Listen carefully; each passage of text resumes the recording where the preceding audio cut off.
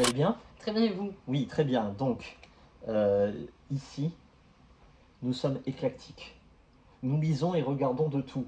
C'est pour ça que nous avons une certaine aisance à passer de Roméo à Juliette à The Thing, un film d'horreur. Hein? Voilà, oui, exactement. Très bien. Présente-nous l'œuvre, s'il te plaît. The Thing, qui veut dire la chose, qui est un film d'une durée de 1h50, daté de 1982, 16 ans et plus, horreur science-fiction. Ce film est tiré d'une nouvelle de Bill Lancaster qui se nomme La Chose. Très bien. Il y a un producteur qui est tombé amoureux de cette nouvelle. Oui. Et qui a fait des pieds et des mains pour le sortir en film. Bon, Il a vraiment galéré. Plusieurs scénaristes ont refusé. Il y a eu une tentative avortée parce qu'en fait c'est devenu n'importe quoi.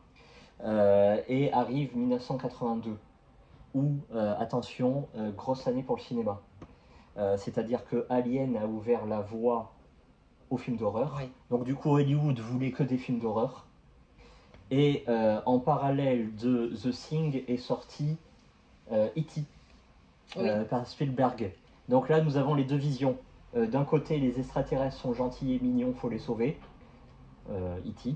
Et de l'autre, les extraterrestres, oula, attention, danger. John Carpenter. John Carpenter. Oui. Donc, qui a fait Halloween, la vie des masques. C'est son premier film d'horreur. Avant ça, il en a fait 2-3 d'action. Oui. Et c'est avec Halloween qu'il a trouvé son genre de prédilection, à savoir donc l'horreur. Très bien. Carpenter, c'est un peu comme Van Gogh. Quand il lâche ses films, tout le monde le descend, tout le monde dit que c'est un raté, et 30 ans après, oh bah c'est un génie du cinéma. Ça devient des incontournables. C'est comme ce film, The Thing, il a été classé le pire film de tous les temps à sa sortie. Ouais. Tout le monde lui a tiré dans les pattes. Oh bah 20 ans après, il devient un film culte. Bravo. Les acteurs, s'il te plaît. Oui, nous avons Kurt Russell, avec qui John aime beaucoup travailler. C'est son acteur un peu favori, tu m'as dit. Hein. Totalement. Voilà, donc les films que je vais citer sont faits par Carpenter. Oui. Nous avons le roman d'Elvis. Nous avons New York 97, avec sa suite Los Angeles 2013. Alors pour ceux qui n'ont pas vu New York 97, c'est ton cas. Oui, c'est mon cas. On va le voir. J'aimerais bien. Et je le conseille à tout le monde. D'ailleurs, si vous ne l'avez pas vu, vous pouvez partir de cette vidéo. Et aller le regarder. Et aller le regarder. Vous avez l'autorisation, c'est pour bien. Moi. Oui. Les aventures de Jack Burton. Nous avons aussi Wilford Brimley, qui lui a fait Cocoon et Cocoon le retour. Donc c'est de la science-fiction. Keith David, Invasion Los Angeles. Pareil de Carpenter. Qu'il faut voir, hein, évidemment. Nous avons David Clennon, qui lui, attention, romance Falling in Love. Voilà. Je connais pas. Moi non plus. Donc je vais pas dire quelque chose. Je connais pas. Ton ressenti, s'il te plaît. Non, le pitch. Ah oui, le pitch, oh, excuse-moi. Allez, vas-y, peux-tu parce que je n'ai pas trop compris où ils étaient, qu'est-ce qu'ils faisaient, mais j'ai Oh, compris bah, en tout cas qu'ils étaient... c'est très simple, hein, ça se passe en Arctique. C'est une base américaine, voilà. Ils font des expériences. Et tout d'un coup, oh, ils voient débarquer un hélicoptère norvégien qui veut tuer un loup. Donc, bon, déjà, ils se disent, oh, c'est un peu bizarre. C'est sûr que c'est un loup, c'est un chien. C'est un chien loup, voilà, c'est un husky. C'est un husky. Un malamute, allez, disons un malamute. Non, un husky. Bon, bref. Un malamute, il est plus gros. Et là, bon, ils sont pas doués, les Norvégiens, ils arrivent à faire exploser leur propre hélicoptère. Voilà, donc ils sortent pour tenter d'arrêter ceux qui tirent sur le loup, parce que bon, c'est qu'un loup, hein. Voilà. Un chien. C'est qu'un chien.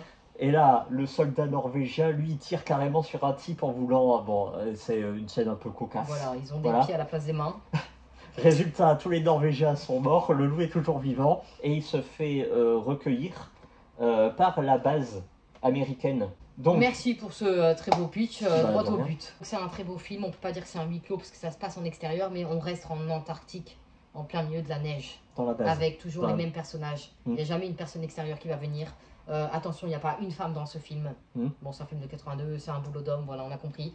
Ouais, parce que ça peut, parce qu'en fait, vu que c'est un huis clos et par rapport au thème, ils voulaient pas qu'il y ait des relations amoureuses dans l'équipe qui auraient pu fausser, casser la chose. Voilà, qui auraient pu fausser les réactions de survie. Voilà. Est-ce qu'on a dit qu'on était dans de l'horreur ou pas? Oh ben bien sûr, horreur science-fiction même. Très bien. La chose est très très bien faite, elle est très intéressante. Je sais pas si c'est du spoil, mais je vais le dire. La chose prend l'apparence de ce qu'elle absorbe. tue, voilà. Hmm. Donc c'est classe. À un moment, tout le monde va se soupçonner. C'est vraiment génial. Même nous, on va soupçonner tout le monde, mais on arrive quand même à remarquer 2-3 détails. À savoir que la chose est inspirée de la créature de Lovecraft. Ah, carrément, ok. Alors ton ressenti, est-ce que tu as eu peur? Est-ce que tu as frissonné? Est-ce que tu as été captivé? Est-ce que j'ai trouvé ça un peu dégueu par moment? Oui. Mais est-ce que c'est le but du film? Oui, donc bravo. Est-ce que j'ai frissonné? Oh bah oui, parce que si un jour ça en vient à arriver, tu te demandes comment tu réagirais. Et j'ai toujours pas la question. La réponse. Parce qu'en fait, la créature, il y a une simulation qui est faite dans le film. Elle pourrait contaminer la planète entière en 24 heures. Voilà, exactement. Voilà. Donc ça fait un peu peur. C'est 15 millions de dollars, je crois, de budget. D'ailleurs, il a fait flop à sa sortie. Bon, ça, c'est qu'un détail. Par contre, il y a 1,5 million dédié à la chose. Voilà. C'est-à-dire que le personnage le plus payé de tout le film, c'est la chose, quoi. Hein, voilà. C'est le monstre. Exactement. Bon, c'est un très bon film. Moi, je l'avais jamais vu. J'avais entendu que du bien. Il est classé 9e meilleur film d'horreur de tous les temps. Ouais. Donc voilà. Carpenter, je connaissais un peu, mais pas avec The Thing. Très bon film. Moi, je me suis pas du tout ennuyé. Je savais que le loup, bon, le chien, le husky là, il cachait un truc. Voilà. Parce que difficile de ne pas se faire spoiler en 82 là. Les acteurs sont bons. Moi, Kurt Russell, j'aime particulièrement. Et de quoi ça va parler? C'est sur les rapports humains face au danger et la haine de son semblable dans des situations à risque. Évidemment, leur but, c'est que la chose ne se répande pas. Bon, on précisera que les musiques sont faites par Ennio Morricone. Oh, je connais pas. Ennio Morricone, c'est celui qui a fait Le Bon, la Brute et le Truand. Ah oui, j'adore. Le western. Okay. Voilà. Très bon. Je crois qu'il a même reçu une distinction, un Oscar pour ses talents. C'est un compositeur hors pair.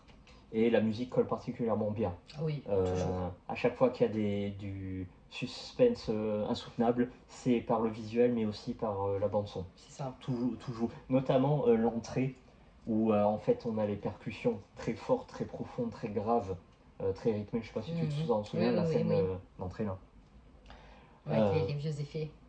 Voilà. Alors, à savoir que il y a tout un tas de interprétations, suppositions, analyses, examens. On va vous éviter ça, hein, parce que on peut faire dire tout et n'importe quoi, notamment la fin.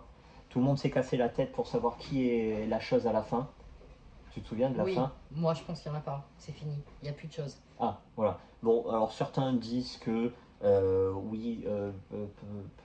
toute cette analyse-là, grâce au film de machin, grâce à ce qu'a dit machin, bon non, au final, même le producteur Carpenter, il a dit arrêtez de vous casser la tête avec ça, c'est une fin ouverte, c'est très bien comme ça. Voilà, il n'y a pas d'explication, cherchez pas en fait les explications, c'est comme ça. Mais toi tu penses quoi? Moi je m'en fous en fait, moi j'aime bien là, quand la fin est ouverte. Moi aussi, voilà. Mais je pense que c'est fini, ça y est, ils ont géré, et bon maintenant ils sont deux perdus mais d'Antarctique, mais voilà. Alors il y avait une fin alternative où Macready survivait. Il n'était pas infesté, il survit. Mais bon, c'est moins tragique, c'est moins horrifique, non. Il a inspiré moult supports, comme des jeux vidéo, des séries, et j'en passe. Et des films. D'ailleurs, il y a eu The Thing, un remake, en 2012 ou 2011, je ne sais plus trop quoi, qui vaut quand même le coup d'œil. Ah oui? Oui. L'original est meilleur, bon ça c'est subjectif, mais l'autre est pas mal non plus. Bon alors, tu le conseilles, et si oui, à qui? Je le conseille aux amateurs du genre. C'est tout, hein. Alors, lors de sa sortie, c'est du 12+.